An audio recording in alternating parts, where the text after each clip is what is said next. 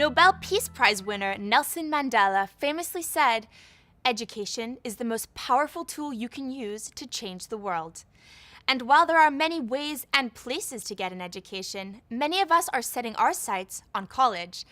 And it's no secret that getting into a good college is no walk in the park. But as Alexandra reports, there are things you can do to increase your chances.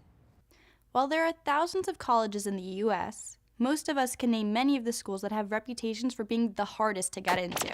Some of the Ivies like Harvard, Yale, Princeton, Columbia, Cornell, all the Ivy Leagues, University of Virginia, UCal even, Northwestern, Vassar, Carnegie Mellon, Duke, Syracuse, U Chicago, MIT, and University of California, Stanford, Georgetown.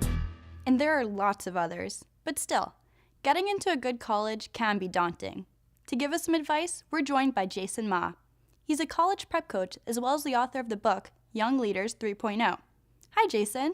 Hi, thanks for inviting me. How important is it to get into one of the top colleges? I think it will depend on your own ambition and your aspirations. If you want to really go for getting into the super elite schools here, then you're going to have to work a lot smarter and harder in preparation. But a lot of kids are happy with state schools and all that. And I would advise that don't think about college as your end goal. It's part of your journey through your tortured dreams and aspirations. Is it getting harder every year to get into a top school?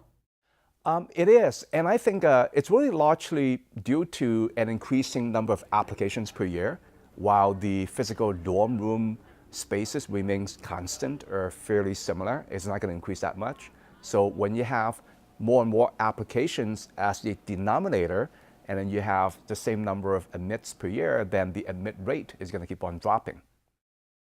When it comes to applying, what are some of the most common mistakes students make? I think not paying attention, incomplete applications, lousy essays, not enough thought and time, elapsed time, not crunched time to put into the effort in brainstorming, in drafting, rewriting essays, and working to build great relationships with the teachers. And really underestimating what it really takes academically and non-academically in order to make you a competitive candidate. How can we avoid making these mistakes? I think like any successful person, whether you are in academia, in business, or in sports, is really the quality and the length of your preparation. So you have to keep in mind that in order for you to have a great chance of getting into a top school or a good school, the schools really look at a combination of your academic performance, and that includes your grades, the trend, the curriculum rigor.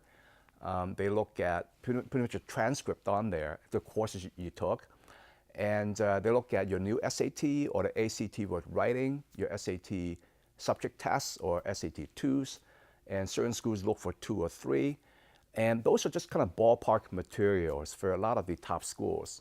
And then they look at your essays, your rec letters. So overall, it's much about character and story and how interesting you are and whether they feel that you're going to be successful on campus, in the school, and probably even in the future. A lot of students think that the SATs, ACTs, or their GPA are what count the most with colleges. Is that true? It depends on the college. If you apply to a number of state schools out there, and even some of the many of the private schools that are not real top, they look at GPA, they look at a transcript, which is pretty much your academic performance and SATs, and that's pretty much the bulk of or the all of what they look at. But if you look at schools that require essays and rec letters, then they really look at those as well. And it's more and more of a holistic way of looking at things. And if you really look at the very elite schools, it's very, very holistic. Any final advice to help us become more attractive to top-tier schools? I think really the quality of preparation. When I look at a successful person, the first thing that comes to my mind is not how successful they are, is, okay, I know they're successful, is how did they get there? The mindset, the skill set, the strategy, the tactics, the pathways they took, probably the mistakes they made. What they've learned from that. So it's really, if you want to go to a top school, it's not going to be an overnight thing.